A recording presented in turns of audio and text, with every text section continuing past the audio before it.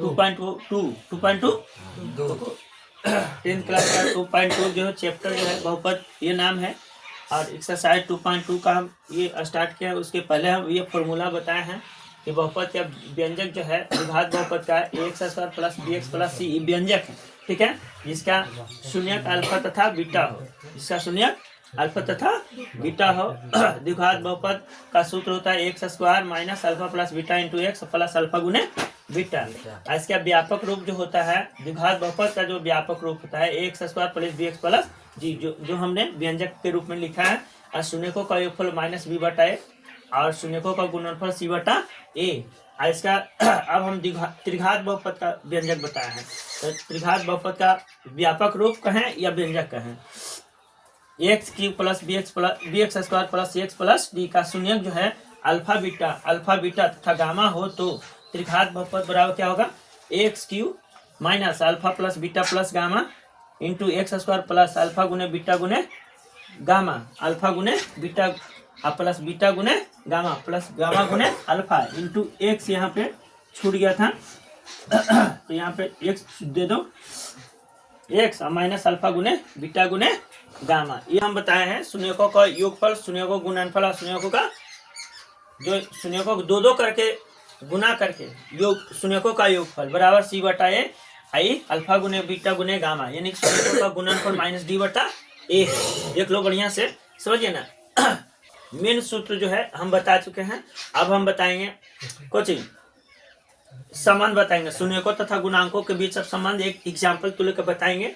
उसके बाद से आगे नेक्स्ट वीडियो हम यहाँ पे समझा देते हैं कि माइनस बी और ए इसका मान कहाँ से आता है, ये तुमको समझा रहे हैं।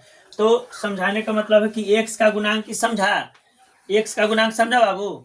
नहीं, एक्स का गुणांक देखो यहाँ एक्स है, यहाँ पे सिर्फ एक्स है ना, तो एक्स का गुणांक इसी का मान लिखते हैं। जैसे एक्स का गुणांक हो कौन, बी हो गया ना, तो एक्स का गुणांक का मतलब कोफिशिएंट, क्या कोफिशिएंट माने एक्स के साथ क्या गुना हुआ है, क्या। अब नीचे का लिखेंगे ए का जो मान होता है एक्स स्क्वायर का गुणांक, एक्स स्क्वायर का गुणांक का मतलब समझा, एक्स स्क्वायर का गुणांक का मतलब समझा। तो एक्स स्क्वायर के क्या साथ गुना हुआ है, एक ये ना, तो एक जगह पर अगर 4 रहेगा तो गुणांक क्या हो जाएगा 4, 5 रहेगा तो अगर कुछ नहीं रहेगा तो एक, कुछ नहीं रहेगा तो एक, उसका गुणांक होगा। समझ में आ गया। उसी तरह से इसको सी का मतलब क्या हुआ, अचर पद, क्या हो गया अचर पद, क्या अचर पद कौन हो गए सी में, तो सी में 4 5 9 1 है ना, इतना रह सकता है या 0 भी हो सकता है ना। तो अचर पद हो गया कौन, सी का मान अचर पद। आई हो गया कुछ ए के मतलब एक्स स्क्वायर का गुणांक, एक्स स्क्वायर का गुणांक। इतना समझ में आ गया। इस समझने के लिए सिर्फ एगो ट्रिक बता दिए हैं, आई समझ जाना, ठीक है। क्या होता है माइनस बी का मतलब क्या होता है, तो माइनस बी के मतलब देखो क्या है, तो एक इसमें लिखेंगे एक्स स्क्वायर का गुणांक, एक्स स्क्वायर का गुणांक में समझ गया। एक्स स्क्वायर का गुणांक का मतलब है गया कि त्रिघात बहुपद में एक्स स्क्वायर के साथ क्या गुना हुआ है, ठीक है। अच्छा, ए का मतलब समझ रहे हो, ए का मतलब क्या चीज माने एक्स के पावर क्यू, एक्स के पावर क्यू का गुणांक इसलिए मैया ओए समझ रही है। देखो यहाँ पर समझ रही है, ये एक्स स्क्वायर का गुणांक समझे, एक्स के पावर क्यू का गुणांक समझिए, समझ रही है नहीं समझ रही है, नहीं ना। अरे एक्स के पावर क्यू है, हाँ देखो एक्स के पावर क्यू है, तो एक्स के पावर क्यू के साथ क्या गुना हुआ है, गुणांक का मतलब गुना हुआ ना। अब एक ही जगह पे 4 5 6 सिर्फ व्यंजक बताए हैं ना एग्जाम्पल में कि इस तरह से तुम्हारा जो है त्रिघात बहुपद का रूप रह सकता है, ये रहेगा, ठीक है। तो एक्स के पावर क्यू का गुणांक क्या है, तो गुणांक है ए, क्या है ए, तो हले नहीं ए दिली ना, अगर वहां पे रहते हैं 5 तो 5 देते हैं, समझ में आ रहा। अच्छा आगे चलते हैं, सी बटा ए, तो सी का मतलब होता है अचर पद, क्या होता है अचर पद। नहीं, उसमें अचर पद तो दे दिए द्विघात बहुपद में, लेकिन इसमें अचर पद नहीं होगा। एक्स का गुणांक, एक्स का, अब एक्स का गुणांक देखिए, नहीं समझ रहे, तो एक्स का गुणांक देखिए, एक्स का क्या गुना हुआ है सी ना, तो सी के जगह पर 2 3 4 5 या नहीं भी रहेगा तो 1, नहीं भी रहेगा तो 1। अच्छा, ए का मतलब क्या हो गया, ए के मतलब हो गया एक्स के पावर क्यू का गुणांक, ये तो समझ गया है। अच्छा ई में डी का मान ये अक्षर पद हो जाएगा, कुछ अक्षर पद, यहाँ पे हो जाएगा ए का गुना, ए का गुना, एक मतलब कोची एक्स के पावर क्यू का गुणांक, एक्स के पावर क्यू का गुणांक। इस समझ में लो भैया, इस समझ में आया, समझ में आ गया। चलो इतना थोड़ा सा हम लिख दिए, इसलिए समझने के लिए सिर्फ लिखे हैं, क्या कि बुक में भी दिया हुआ है, अगर तुमको नहीं समझ में आता तो दिक्कत होता है, ठीक है। चलो थैंक यू। पद का x square plus 7x plus 10 के शून्य ज्ञात करें, शून्य ज्ञात करें। पहले क्या करें, शून्य ज्ञात करें और शून्यकों तथा गुणांकों के बीच को सत्यता की जांच करें, सत्यता की जांच करें। जो हमने सूत्र बताया द्विघात बहुपद का, वो सूत्र सत्य है असत्य है, वो उसी पर आधारित एक क्वेश्चन है। शून्यकों गुणांकों और गुणांकों के बीच संबंध स्थापित करना है। मैं यहाँ पे थोड़ा सा देख लो, कृपया यहाँ कर रहे तो थोड़ा सा हल्ला ना करो और समझो यहाँ पे, ठीक है। तो हम ये शून्यक निकालते हैं, गुणनखंड तो आता होगा, गुणनखंड आता है ना, तो इसलिए हम गुणनखंड इसको करते हैं। X square plus 7x plus 10, देखो भैया 7x प्लस 10, पहले इसको हम शून्यक निकालेंगे, क्या करेंगे शून्यक निकालेंगे। तो शून्यक निकालने के लिए हमको क्या करना पड़ेगा, तो देख यहाँ पे अगर करते हैं तो x square plus 7x plus 10 बराबर 0, बराबर 0। अच्छा ये बताओ, फर्स्ट कम लास्ट मल्टीप्लाई, तो अंतिम और पहला से गुना करते हैं तो 10x स्क्वायर प्राप्त होता है ना। तो हमको क्या करने पर 7x आना चाहिए, जोड़ने पर क्या करने पर, जोड़ने पर 7x और गुना करने पर 10x स्क्वायर आना चाहिए ना।